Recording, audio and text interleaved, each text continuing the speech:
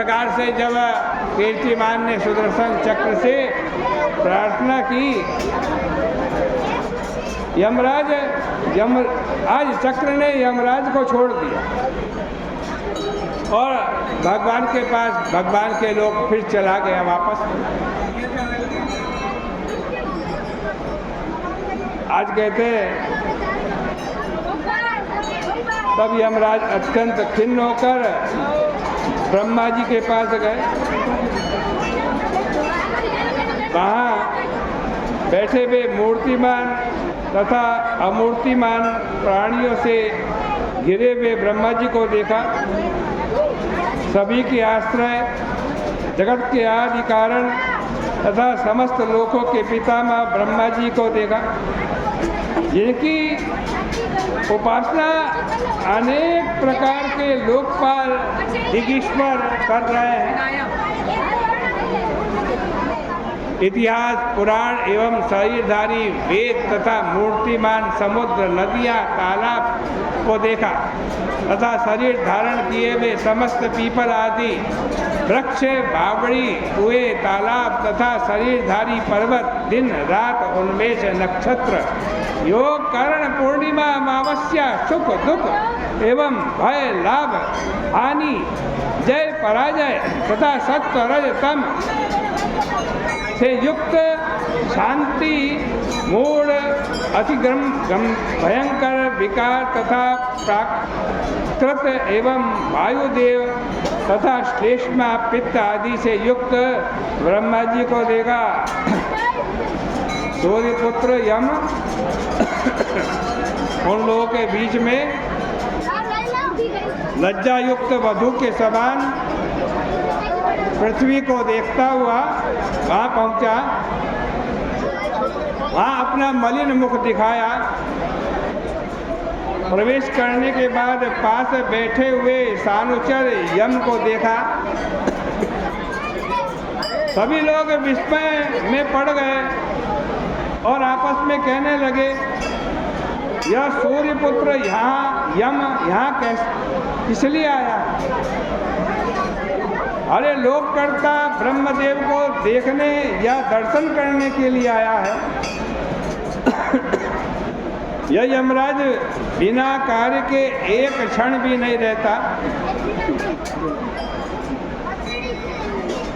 यहाँ कैसे आ गया?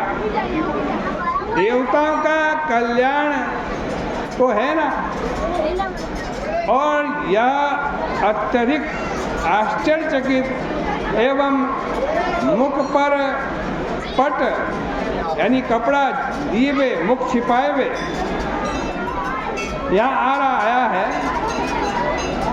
क्या कारण है? इसका लेखक चित्रगुप्त भी इसके पीछे पीछे आ रहा है।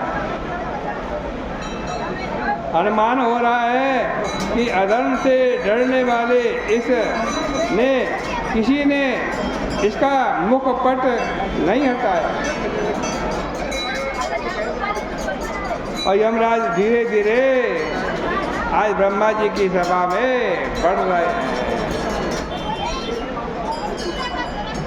रोते रोते आए और ब्रह्मा जी की आगे गिर पड़े। उन्होंने कहा, महाराज मेरा पट हट गया है, यानी मेरा गर्व समाप्त हो गया है।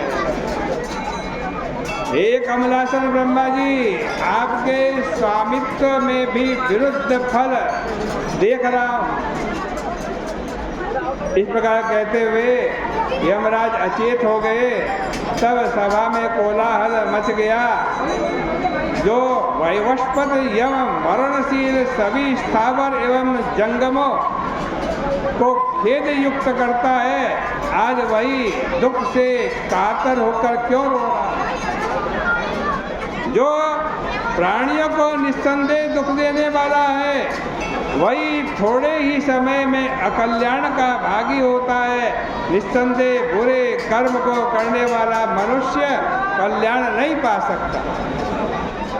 उसके बाद वायुदेव ने ब्रह्मा जी की हार्दिक भावना समझ करके अन्य सभी लोगों को जो एकत्रित थे कोलाहल करने व बातचीत करने से रोका। वायुदेव ने सभी लोगों को रोककर धीरे से उस यमराज को उठाया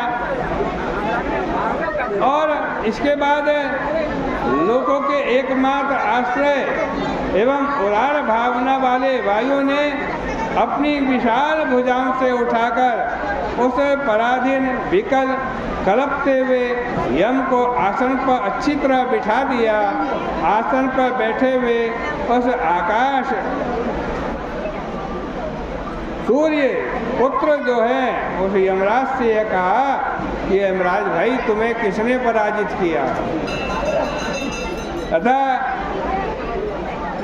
तुम्हें किसने तुम्हारे स्थान से च्युत किया, तुम्हारा पट ये अभिमान किसने तोड़ा है।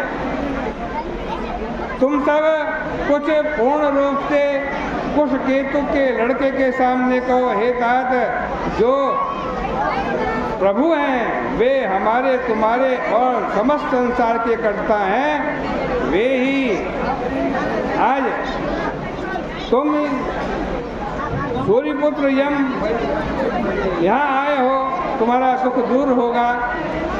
इस प्रकार से वायुदेव द्वारा कहे जाने पर सूर्यदेव के पुत्र यमराज ने अत्यंत कातर होकर के केतु के पुत्र के मुख की ओर देखकर गदगद वाणी से कहा। क्या कहा ये अगले अध्याय में है। इस प्रकार से श्री स्कंद पुराणे वैशाख मास में नारद अम्बरीश संवादे कीर्तिमत विजय नामकम 11वां अध्याय श्री कृष्णार्पणमस्तु। 11वें अध्याय की कथा इसके पुण्य को भगवान के श्री चरणों में अर्पित करते हैं। बोले गंगा मैया की जय।